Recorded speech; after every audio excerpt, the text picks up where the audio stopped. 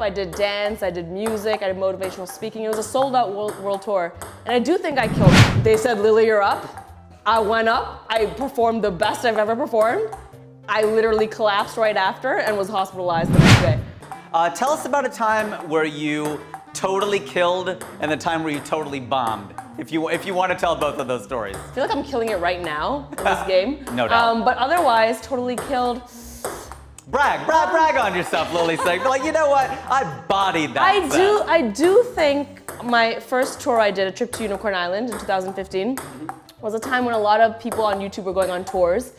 And, you know, they went up on stage and they did Q&As and all that stuff, and that was good and that was fun and that's what their audience wanted. But I knew my audience was used to sketches and my parents and music and all that other stuff. I had set myself up for them to expect a lot from me. Sure. So that tour I did stand-up, I did dance, I did music, I did motivational speaking. It was a sold-out world tour. And I do think I killed that. You know, for someone having no experience traveling like that. Sure. Having no experience, like I'm not formally on a stage, trained. Really, either. Yeah, I'm not really formally trained in any of that stuff. Right. To go out there and perform the way I did. There's one show in particular that was outside of the tour. It was in India, I vividly remember, it was in Bombay. I think it was like 2017. It was YouTube Fan Fest. I was supposed to perform a music set that was 10 minutes.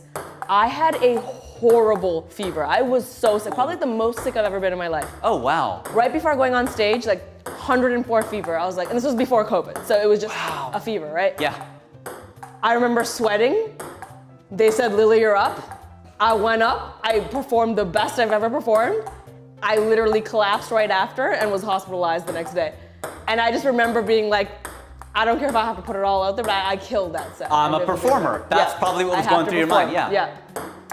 That's your Michael Jordan flu game right there. That's your game 5. That's incredible. A time I bombed, I mean, there's so many. One comes to mind for sure, which was, I usually am pretty good at turning on and off when it comes to my job. Like, so if you yell action on a set, sure. Doesn't matter what's happening in my personal life, I'm pretty good at being like, I'm someone else now, I'm doing something else. Sure. There was this one audition, breaks my heart because it was opposite of Dwayne. So obviously, you know, it means a lot to me. Of course, Dwayne Johnson, you guys are good friends now. Yeah, it was opposite of him. But I was going through a really tough time. I think I had just, you know, gotten into a fight with my family. Maybe I was like going through tough times before I came out. And I bombed that audition so hard. I had to walk out of it without finishing.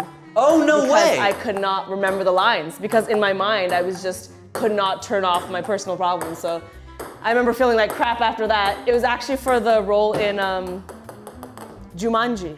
Oh, wow. The girl in the red dress. Yeah.